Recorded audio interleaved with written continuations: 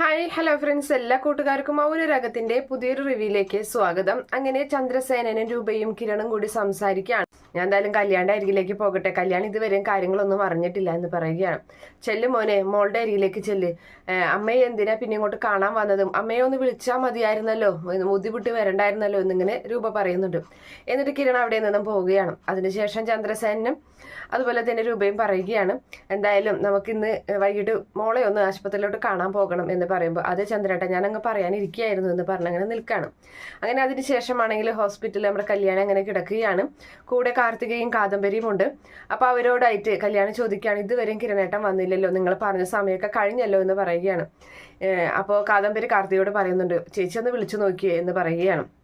അങ്ങനെ ഫോൺ എടുത്ത് വിളിക്കാൻ നിൽക്കുന്ന സമയം തന്നെ അവിടെ ബെല്ലടിക്കുകയാണ് റൂമിന്റെ പുറത്ത്. അപ്പോൾ ആ സമയത്ത് കിരൺ സാറായിരിക്കും എന്ന് കാദംബരി പറയുന്നുണ്ട്. അങ്ങനെ ചെന്ന് കാർത്തിക വാതിൽ തുറന്നു കൊടുക്കുമ്പോൾ കിരൺ തന്നെയാണ്. കിരൺ അകത്തേക്ക് കടന്നു വരികയാണ്. അപ്പോൾ നേരെ കല്യാണിക്ക് അരികിലേക്ക് വന്നിട്ട് കല്യാണിന്റെ നെറുകയിൽ കൈവച്ചിട്ട് നെറ്റിയിൽ ഒരു മുത്തം കൊടുക്കുകയും ചെയ്യുന്നുണ്ട്. കിരണേട്ടൻ എവിടെയായിരുന്നു ഇത്രയും നേരം എന്ന് ചോദിക്കുകയാണ്. ഇവിടെ ഉണ്ടായിരുന്ന കല്യാണി എന്ന് പറയുന്നുണ്ട്. അപ്പോൾ ആ സമയത്ത് ചില പ്രശ്നങ്ങളൊക്കെ ഉണ്ടായിരുന്നു കല്യാണി, ഞാൻ എന്തായാലും അത് പിന്നീട് പറയാം. എന്താ കിരണേട്ട കാര്യം, പറയുക കിരണേട്ട എന്ന് പറയുമ്പോൾ, പിന്നെ പറയാന്ന് പറഞ്ഞില്ല കല്യാണം, നിനക്ക് ഇപ്പം എങ്ങനെയുണ്ട് എന്ന് ചോദിക്കുകയാണ്. വേദനയുണ്ടോ എന്ന് ചോദിക്കുമ്പോൾ കാദംബരി പറയുന്നുണ്ട്, ഇപ്പം അങ്ങനത്തെ വേദനയൊന്നുമില്ല, കുറച്ച് നേരം മുമ്പ് വേദന ഉണ്ടായിരുന്നു, ഇപ്പം എന്തായാലും വേദനയുടെ ഇഞ്ചക്ഷൻ കൊടുത്തിട്ടുണ്ട് ഡോക്ടർ, ഇപ്പോൾ കുഴപ്പമില്ല എന്നിങ്ങനെ പറയുകയും ചെയ്യുന്നുണ്ട്. അതിൻ്റെ ഉറക്കത്തിലായിരുന്നു കല്യാണി എന്ന് പറഞ്ഞിട്ട് എന്തായാലും നമ്മുടെ കിരൺ പുറത്തേക്ക് അങ്ങനെ പോവുകയും ചെയ്യുകയാണ്. അതിനുശേഷമാണെങ്കിൽ പോലീസ് CI വളരെ ദേഷ്യത്തോടു കൂടി തന്നെ ഇരിക്കുകയാണ്. തൻ്റെ കൈകൾ ആ ടേബിളിൽ അങ്ങനെ ഇടിക്കുകയും ചെയ്യുകയാണ്. അപ്പോൾ CI ശബ്ദം കേട്ട് അവിടേക്ക് വരുന്നുണ്ട്. അപ്പോൾ SIയോടായിട്ട് പറയുന്നുണ്ട്, ആ ചന്ദ്രസേനന്റെ മകൻ കിരൺ തന്നെയാണ് ഇതിൻ്റെയൊക്കെ പുറകിൽ, എല്ലാതും അയാൾ തന്നെയാണ് ചെയ്തിട്ടുള്ളതെന്ന് പറയുന്നുണ്ട്. അപ്പോൾ ചന്ദ്രസേന വെല്ലുവിളികളൊക്കെ ഈ പറയുന്ന CIയോട് നടത്തുന്ന കാര്യങ്ങളൊക്കെ CI ഓർത്ത് പോവുകയാണ്. എന്തായാലും അവൻ്റെ ആ ഗംഗപ്രസാദിന്റെ ബോഡി എന്തായാലും കണ്ടെത്തുക തന്നെ വേണം. അത് ഏത് പുഴയിൽ കല്ലിട്ട് മുക്കി താത്തിയാലും ഏത് പറമ്പിൽ കുഴിച്ചിട്ടാലും അവിടെ നിന്ന് ഞാൻ കണ്ടെത്തുക തന്നെ ചെയ്യും. എനിക്ക് ബലമായ സംശയം കിരണിന്റെ വീട്ടില് പറമ്പിൽ എവിടെയോ കുഴിച്ചിട്ടുണ്ടെന്നാണ് എന്ന് പറയുമ്പോൾ പോലീസ് പറയുന്നുണ്ട്, സാറേ കോടതി തന്നെ കൈവിട്ട കേസാണ്, ഇനിയിപ്പോൾ ഇതുമായി മുന്നോട്ട് പോകണോ, എന്തിനാ ആവശ്യമില്ലാത്ത വെറുതെ പോകുന്നതെന്ന് ചോദിക്കുമ്പോൾ, താൻ മിണ്ടരുത്, ഇതെൻ്റെ ഒരു ഇഷ്യൂ തന്നെയാണ്, ഇത് നമ്മുടെ ഡിപ്പാർട്ട്മെന്റിന്റെ ഇഷ്യൂ ആയിട്ട് തന്നെ എടുക്കണം. അങ്ങനെ അതിനുശേഷമാണെങ്കിൽ നമ്മുടെ കല്യാണിയെയാണ് കാണിക്കുന്നത്. അങ്ങനെ കല്യാണിയുടെ അരികിലേക്കായിട്ട് രതീഷും അവരങ്ങനെ സംസാരിക്കുമ്പോൾ രതീഷും അതുപോലെ വേലുവും കൂടി വരികയാണ്. അപ്പം അങ്ങനെ അവർ വന്നിട്ട് എങ്ങനെയുണ്ട് എന്ന് ചോദിക്കുകയാണ്. ഇതുപോലെ തന്നെ രതീഷ് കല്യാണിയുടെ മുടിയിൽ ഇങ്ങനെ തഴുകി കൊടുക്കുന്നുണ്ട്. അപ്പോൾ ആ സമയത്ത് വേലുവിനോടായിട്ട് കല്യാണി ചോദിക്കുകയാണ്, വേലു പോയിട്ടുണ്ടായിരുന്നില്ലേ എന്ന് ചോദിക്കുകയാണ്. അപ്പോൾ ഇല്ല ചേച്ചി, ഇവിടെ ഉണ്ട്, അപ്പോൾ അമല് വീട്ടിലുണ്ട് എന്ന് പറയുകയാണ്. അമലിന് ചേച്ചിയുടെ അവസ്ഥ കണ്ടിട്ട് വളരെ സങ്കടമാണ്, അതുകൊണ്ടാണ് വരാത്തത് എന്ന് പറയുന്നുണ്ട്. അപ്പോൾ ആ സമയം അത് പലർക്കും അങ്ങനെ തന്നെയാണ്. വേലും ഇപ്പോൾ ലക്ഷ്മി അമ്മയ്ക്കായാലും കിരണേട്ടൻ്റെ അച്ഛനമ്മയ്ക്കായാലും എന്നെ ഈ ഒരു അവസ്ഥയിൽ കാണാൻ പറ്റില്ല, അതുകൊണ്ടാണ് അവരൊന്നും ഇവിടേക്ക് വരാത്തത്. എന്തായാലും ചേച്ചി ഞാൻ ഇന്ന് മിക്കവാറും പോകും നാട്ടിലോട്ട്, മാമി അവിടെ ഒറ്റയ്ക്കല്ലേ ഉള്ളൂ എന്നിങ്ങനെ പറയുകയാണ്. അയ്യോ നീ ഇന്ന് പോകുമോ എന്ന് ചോദിക്കുമ്പോൾ, എന്തായാലും ഇവളിവിടെ നിൽക്കും, അമലുവിനെ ഇവിടെ നിർത്തിയിട്ടാണ് ചേച്ചി പോകുന്നത് എന്ന് പറയുകയാണ്. അങ്ങനെ അതിനുശേഷം അവർ സംസാരിച്ചുകൊണ്ട് നിൽക്കുന്ന സമയത്ത് തന്നെ മറ്റൊരു ബെല്ലും കൂടി അടിക്കുകയാണ് പുറത്ത്. അപ്പോൾ ആ സമയത്ത് വാതിൽ ചെന്ന് തുറന്നു നോക്കുമ്പോൾ നമ്മുടെ രാജപ്പണ്ണനാണ്. അപ്പം രാജപ്പൻ അങ്ങോട്ട് വരുമ്പോൾ കല്യാണി പറയുന്നുണ്ട്, ആ രാജപ്പേട്ടനെ ഒന്ന് ചോദിക്കുകയാണ്.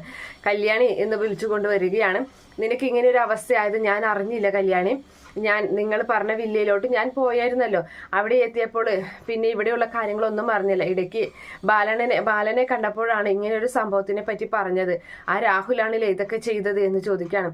അതെ എന്ന് പറയുന്നുണ്ട്. അപ്പം ആ സമയം അവളെ വിശ്വസിക്കരുത് കേട്ടോ, ആ സരയുനെയും അതുപോലെ രാഹുലിന്റെ ഭാര്യയുണ്ടല്ലോ അവരൊന്നും വിശ്വസിക്കരുത് കേട്ടോ എന്ന് പറയുകയാണ്. അപ്പം അതിൻ്റെ ഇടയിൽ രതീഷും വേലുവും കൂടിയിട്ട് ഞങ്ങൾ പുറത്തുണ്ട് എന്ന് പറഞ്ഞ് പുറത്തേക്ക് പോവുകയാണ്. അപ്പം കല്യാണി പറയുന്നുണ്ട്, അങ്ങനെയൊന്നുമില്ല, അവരെ വിശ്വസിക്കാൻ രാജപ്പൻ ചേട്ടാ എന്ന് പറയുന്നുണ്ട്. അല്ല മോളെ, വിശ്വസിക്കാൻ പറ്റില്ല, അതുകൊണ്ട് പറഞ്ഞതാണ്, അവരൊന്നും ഒരിക്കലും മാറാൻ പോകുന്നില്ല.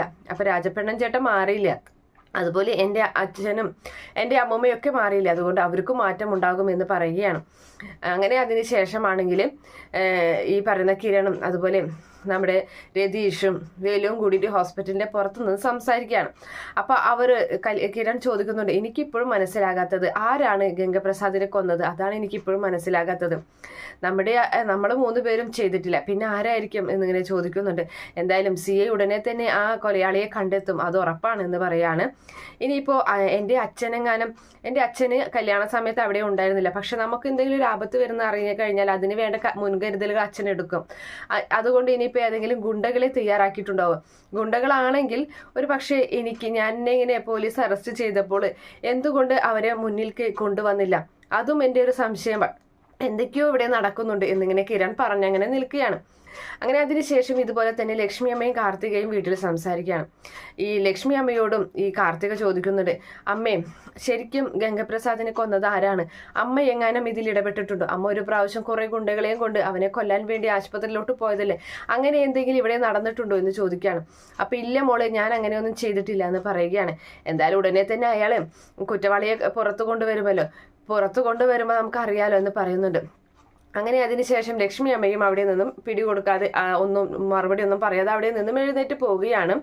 അതിനുശേഷം വീണ്ടും നമ്മുടെ കല്യാണിയെ തന്നെയാണ് കാണിക്കുന്നത്. അങ്ങനെ കല്യാണിയുടെ അരികിൽ ഇരുന്നിട്ട് ബൈജു ആപ്പിളിന്റെ തൊലിയൊക്കെ മുറിച്ച് ആപ്പിളൊക്കെ കൊടുക്കുകയാണ്. അപ്പൊ ആ സമയത്ത് ഇവളുണ്ട് അവിടെ, നമ്മുടെ കാദംബരി ഉണ്ട് അവിടെ. അപ്പോൾ വീണ്ടും റൂമിന്റെ ബെല്ലടിക്കുകയാണ്. അപ്പോൾ അതാരാ എന്നും ചോദിച്ചിട്ട് വാതിൽ തുറക്കുകയാണ് കാദംബരി. അപ്പോൾ വന്ന് നിൽക്കുന്ന സ്റ്റെഫി, നീ എന്തിനാ ഇവിടേക്ക് വന്നത്, നീയോ എന്നിങ്ങനെ ചോദിക്കുകയാണ്. അപ്പൊ ആ സമയം അവള്, അതെ ഞാൻ ഇവളെ കാണാൻ വേണ്ടി വന്നതാണ് എന്നും പറഞ്ഞ് അകത്തേക്ക് തള്ളി കയറി വരികയാണ് റൂമിലേക്ക്. ആ സമയം ബൈജു തന്റെ കയ്യിലുണ്ടായിരുന്ന പ്ലേറ്റ് ഒക്കെ അവിടെ വെച്ചിട്ട്, നീ എന്തിനാണ് ഇവിടേക്ക് വന്നത് എന്നും ചോദിച്ചാൽ കത്തി പിടിച്ച് അങ്ങനെ നിൽക്കുകയാണ്.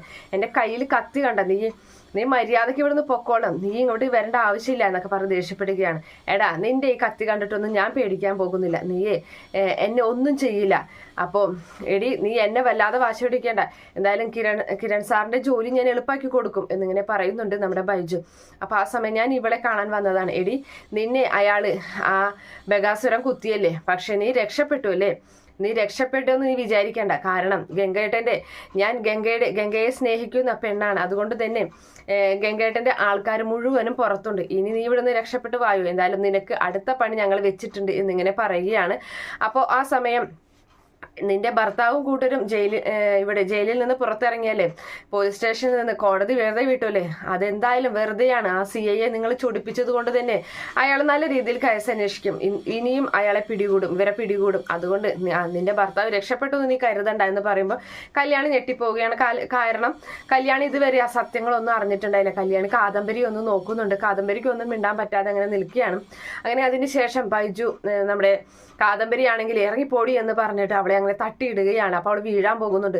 നോക്കിക്കോ, നിങ്ങൾ എല്ലാവരും സൂക്ഷിച്ചോ, ഇവളുടെ ജീവൻ ഞാൻ എടുക്കും, അത് ഉറപ്പാണെന്നൊക്കെ പറഞ്ഞ് വലിയ വെല്ലുവിളിയൊക്കെ നടത്തി കാദംബരിയും അതുപോലെ നമ്മുടെ ബൈജുവും കൂടിയിട്ട് അവളെ ചീത്ത പറഞ്ഞ് ഓടിപ്പിച്ച് വിടുകയാണ് ആ റൂമിൽ നിന്നും. അങ്ങനെ നമ്മുടെ കല്യാണി ചോദിക്കുന്നുണ്ട്, അവള് പറഞ്ഞത് സത്യമാണോ, കിരണേട്ടനൊക്കെ പോലീസ് കസ്റ്റഡിയിലായിരുന്നോ എന്ന് ചോദിക്കുകയാണ്. അപ്പൊ അതെ എന്ന് പറയുന്നുണ്ട്. അപ്പൊ എന്തുകൊണ്ട് എന്നോട് ഇത് പറഞ്ഞില്ല, അത് പതുക്കെ പറയാന്ന് പറഞ്ഞിട്ടുണ്ടായിരുന്നില്ലേ എന്ന് പറഞ്ഞങ്ങനെ നിൽക്കുന്ന ഒരു ഭാഗം കാണിച്ചിട്ടാണ് എന്തായാലും കല്യാണം എങ്ങനെ കിടക്കുകയാണ്. എന്തായാലും ആ ഒരു ഭാഗം കാണിച്ചിട്ടാണ് ഇന്നത്തെ എപ്പിസോഡ് അവസാനിക്കുന്നത്. ഈ റിവ്യൂ ഇഷ്ടപ്പെടുകയാണെങ്കിൽ ഈ ചാനൽ ഒന്ന് സബ്സ്ക്രൈബ് ചെയ്ത് സപ്പോർട്ട് ചെയ്യുക. Okay friends, bye, thank U.